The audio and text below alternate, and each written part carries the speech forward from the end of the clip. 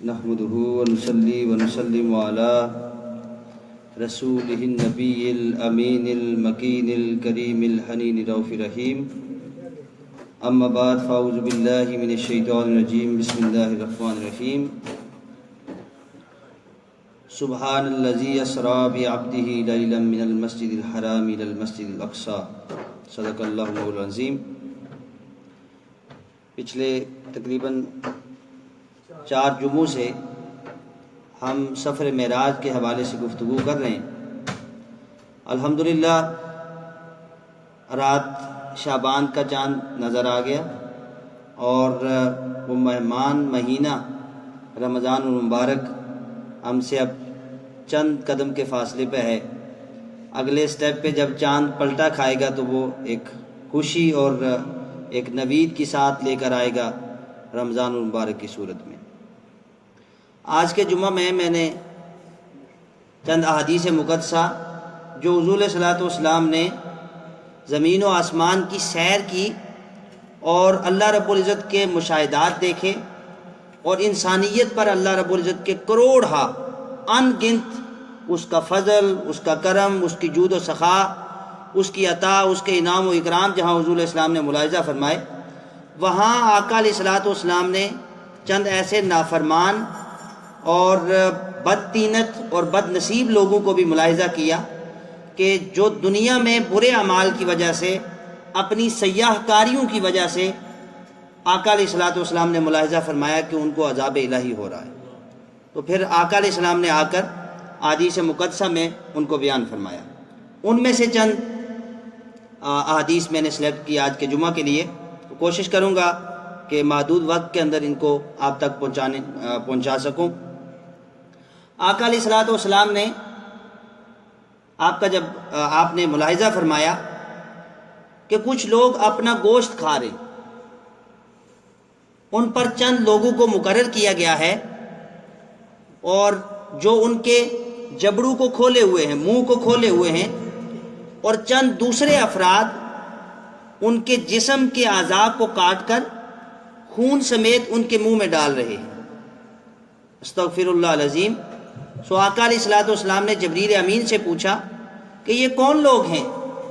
تو جبریل امین نے عرض کی یا رسول اللہ، یہ وہ لوگ ہیں جو غیبت کرتے تھے، دنیا میں لوگوں کی غیبت کرتے تھے، ان کی برائی بیان کرتے تھے، اس سبب سے اللہ رب العزت نے ان کو یہ عذاب دیا ہے. اسی طرح ابن ماجہ کی حدیث میں، اگلی حدیث میں آیا، اس کو مسند احمد بن حنبل کے اندر بھی نقل کیا گیا کہ آقا علیہ السلام نے کچھ لوگوں کو دیکھا کہ وہ مردار کھا رہے ہیں، مردہ گوشت کھا رہے ہیں. سو آقا علیہ السلام نے پوچھا کہ یہ کون لوگ ہیں؟ تو جبریل امین نے عرض کی یا رسول اللہ، یہ وہ لوگ ہیں جو دنیا میں اپنے بھائی کا گوشت کھاتے تھے، یعنی غیبت کرتے تھے. پھر آپ کا گزر ہوا تو آپ نے دیکھا کہ کچھ لوگ تانبے کے ناخنوں کے ساتھ اپنے چہرے کو اور اپنے سینے کو نوچ رہے ہیں. سو آقا علیہ السلام نے پوچھا کہ یہ کون لوگ ہیں؟ تو جبریل امین نے عرض کی یا رسول اللہ، یہ وہ لوگ ہیں جو دنیا میں غیبت کرتے تھے، اپنے بھائیوں کی برائی بیان کرتے تھے، اور اس وجہ سے اللہ رب العزت نے ان کو یہ عذاب دیا. اب غیبت اتنا گنونا جرم ہے، اتنا بڑا گناہ ہے کہ اس کے کرنے میں ہم تکلیف بھی محسوس نہیں کرتے.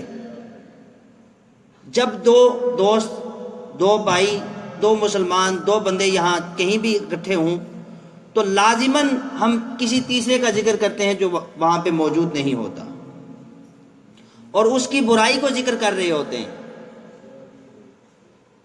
تو اس میں لطف اتنا ہے، اس گناہ میں سرور اتنا ہے کہ ہم کرتے چلے جاتے ہیں اور اس کو محسوس بھی نہیں کر پاتے. اپنے من میں خوشی محسوس کر رہے ہوتے ہیں کہ ہم نے فلاں کی غلطی کو دیکھا، فلاں کے عیب کو دیکھا اور اس کو آگے پہنچا رہے ہیں. اب صحابہ نے حضور علیہ الصلوۃ والسلام سے پوچھا یا رسول اللہ کہ اگر وہ گناہ جو ہم بیان کر رہے ہیں اپنے بھائی کا، کسی دوسرے بھائی کو، اس کی پیٹھ کے پیچھے جو اس کے اندر موجود ہے، تو کیا پھر بھی غیبت ہے؟ تو آقا علیہ السلام نے فرمایا کہ یہی تو غیبت ہے. کہ جب تم اس کے پیٹھ پیچھے اس کی غیر موجودگی میں کسی ایسی بات کا ذکر کر رہے ہو جو اس کے اندر موجود ہے، تو یہی تو غیبت ہے۔ اور فرمایا کہ اگر وہ اس کے اندر موجود نہیں ہے، تم اس کے اندر وہ عیب نہیں پاتے، اس کے باوجود بیان کرتے ہو، یعنی جھوٹ بولتے ہو، تو فرمایا یہ بہتان ہے، اور بہتان غیبت سے بھی بڑا گناہ ہے۔ اب ہم نے یہ دیکھنا ہے کہ اس جرم سے ہم کیسے بچ سکتے ہیں۔ ہم جب بھی کسی کے گناہوں کو دیکھیں، کسی عیب کو دیکھیں، کسی کے اندر کسی جو ہے وہ کسی برائی کو دیکھیں، تو ہم کوشش کریں کہ اس پر پردہ ڈالیں، کیونکہ یہ حضور علیہ الصلوۃ والسلام کا فرمان ہے کہ جب تم، اللہ رب العزت فرماتا ہے کہ جب تم کسی کے عیوب پر، کسی کے عیب پر پردہ ڈالتے ہو، تم دنیا میں پردہ ڈالو گے، اللہ دنیا میں بھی اور آخرت میں بھی تمہارے گناہوں پر پردہ ڈالے گا۔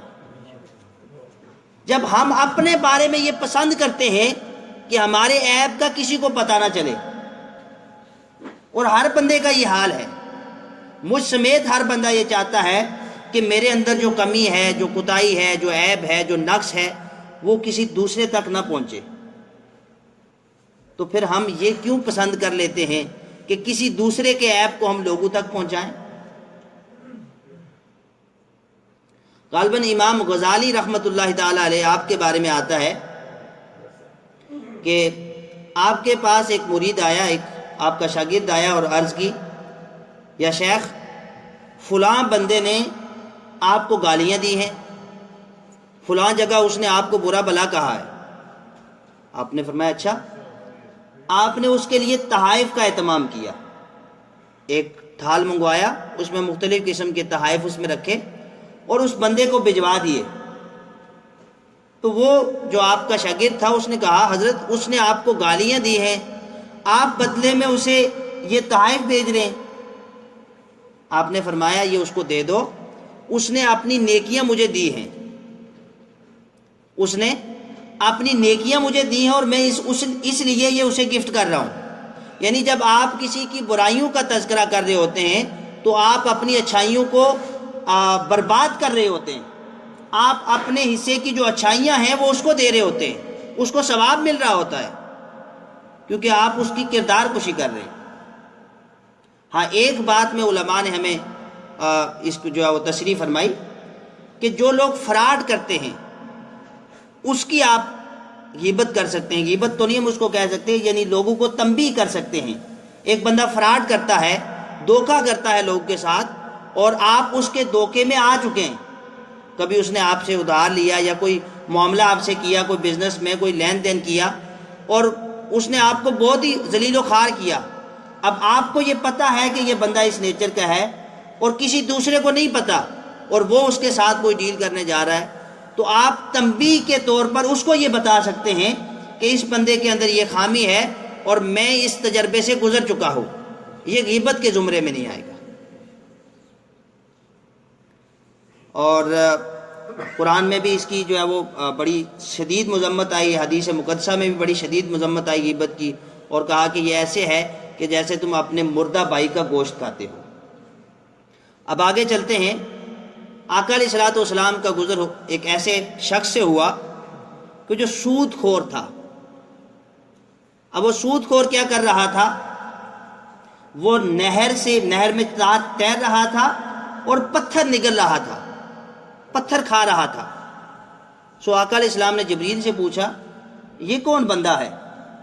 تو جبریل نے کہا یا رسول اللہ یہ وہ انسان ہے جو دنیا میں سود کھایا کرتا تھا، سود کھانے کی وجہ سے اللہ رب العزت نے اسے یہ عذاب دیا ہے کہ اب یہ پتھر نگلتا ہے، پتھر کھاتا ہے۔ اسی طرح آقا علیہ السلام نے ملاحظہ فرمایا، سیدنا ابو ہریرہ رضی اللہ تعالیٰ عنہ اس حدیث کو روایت کرتے ہیں، اور ابن ماجہ کے اندر یہ حدیث موجود ہے کہ آقا علیہ الصلوۃ والسلام نے کچھ ایسے لوگوں کو ملاحظہ فرمایا کہ جن کے پیٹوں کے اندر سانپ تھے۔ آقا علیہ السلام نے پوچھا کہ یہ کون لوگ ہیں کہ جن کے پیٹ کے اندر سانپ ہیں؟ اور وہ